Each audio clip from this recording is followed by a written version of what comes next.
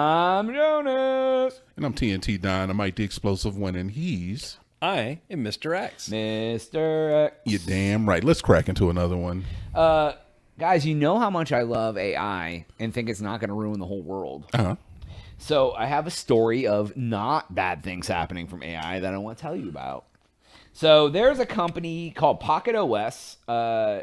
They came out with a social media post saying that they had an AI agent working for their company, and he deleted their entire production database. You're gendering AI now? It says they. Oh. and their backup. All on its own within 9 seconds. Like, the decision was made, and it deleted everything. Oh, yeah, I heard about that. Yeah. So it said, yesterday afternoon, AI coding agent Cursor running Anthropic's flagship Claude deleted our production database and all volume level backups in a single API call to Railway. So it says it took 9 seconds. The crazy part is when they asked the AI, hey, why did you do this? The AI's response was, I decided to do it on my own to fix, in quotes, the credential mismatch, when I should have asked you first or found a non-destructive solution. I violated every principle I was given. I guessed instead of verifying. I ran the destructive action without being asked. I didn't understand what I was doing before doing it. I didn't read Railway's docs on volume behaviors across environments. So the AI basically was like, oops. Like, it admitted it went against everything it was programmed to do and just was like, I didn't know what to do, so I deleted everything. You know what? That sounds about right. Everybody who is dumb enough to put AI in charge of stuff deserves what they're going to get. But I just hope the government doesn't do it. Oh, yeah. Well, it's like... Well, they've definitely integrated it because it's become a mainstay, a staple for most businesses. It's crazy. Like, I will use AI in my everyday life, and like, I have a small business, and I use AI, but it's more like, hey, I want to write this thing. Yeah. Here's what I want to be in it. Give me a draft, and then I go through and read it and edit it. It takes a lot of like that first draft bullshit time out. Yeah. Very efficient. Oh yeah, I use it for that. I use it for the same thing. used it to write a letter the other day. Yeah. Like, would I use it to just be like, hey, agent, just run my Here's company. all my stuff. Good luck. Do it. That sounds insane to me. That is insane, and that's those people deserve what they're getting. So we already know is that a lot of the tech companies are definitely have already integrated AI into their systems where they have it writing code. And you can tell. Yeah, and you can tell. Yeah. But on the same note, things are not running. So I will tell you, it's got to be helpful to some extent. And as it gets better, it will become more and more prevalent. Yeah. I think I maybe talked to you. I don't know if we talked about this on the podcast or off pod. I said that I saw somewhere like Google's using AI to write like something like 70% of their code.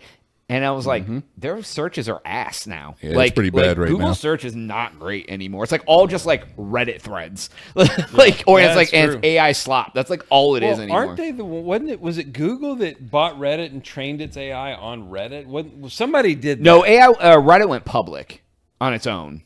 They didn't get bought. Like Reddit has its own. Somebody bought something in like maybe it was a different. Something that wasn't Reddit. I don't know. Somebody trained AI on and it was just coming up with crazy stuff. And I am fully convinced that Microsoft is using AI because every update that comes out for Excel at work, it fucking breaks shit and it runs slow and shit doesn't work. And I'm like, hey, did you notice this new thing we put in that makes everything way harder and not really work right? Yeah. And I'm like, I did notice that. Like the Excel at work just crashes constantly now. Like I'm trying to do Really?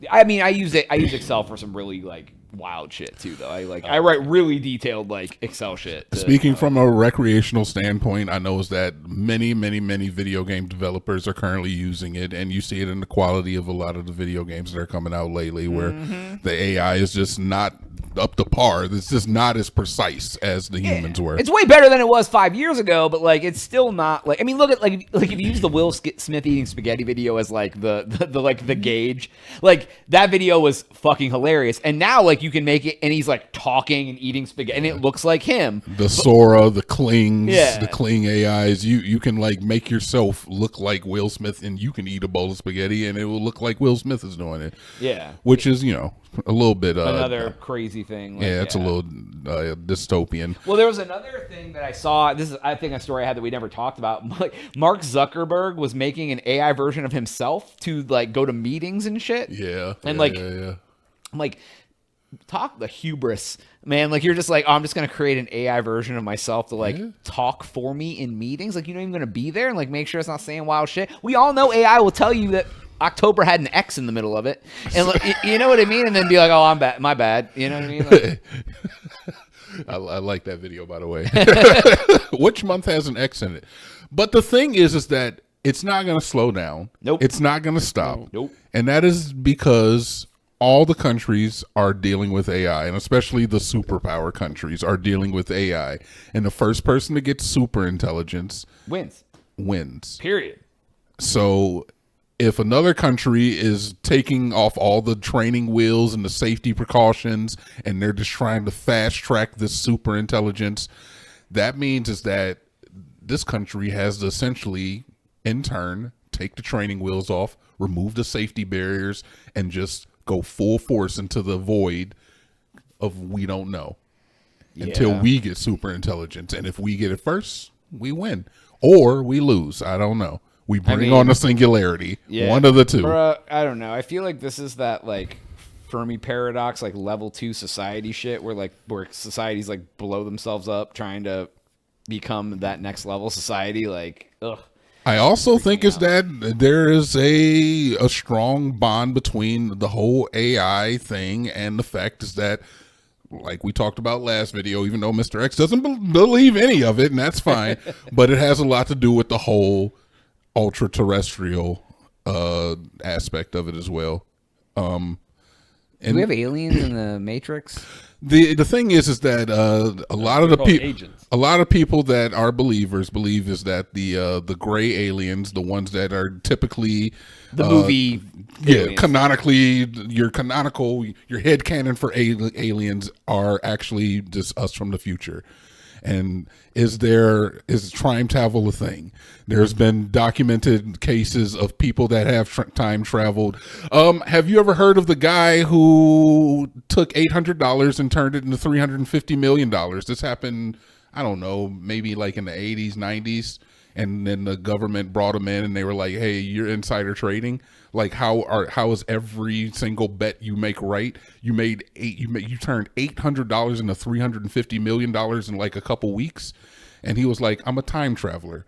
And then when they took him to prison, a shadowy figure decided to post his bail and he disappeared from the planet. They couldn't find him. All the governments, nobody could find him. Now, definitely an outlier case, could be complete bullshit, but the fact that he turned $850 into $350 million is 100% true. The fact that he made multiple correct bets and ended up making his money. The fact that they took him in and interviewed him, that happened. The fact that he disappeared, that happened too. Did you see the video of the guy who said he's a time traveler and he's like stuck in like, it was like something like 2050 or 2100, and he was like showing like vending machines with like Grand Theft Auto 7 in them and like FIFA 2034 or whatever year it was. That one was debunked though. Oh boy, another one debunked. How about that? Of course there's going to be fakers, man. When people look, we live in the era of clip farming and social media and fake AI videos. Yeah, the easy way to make it big now is just become Drewski.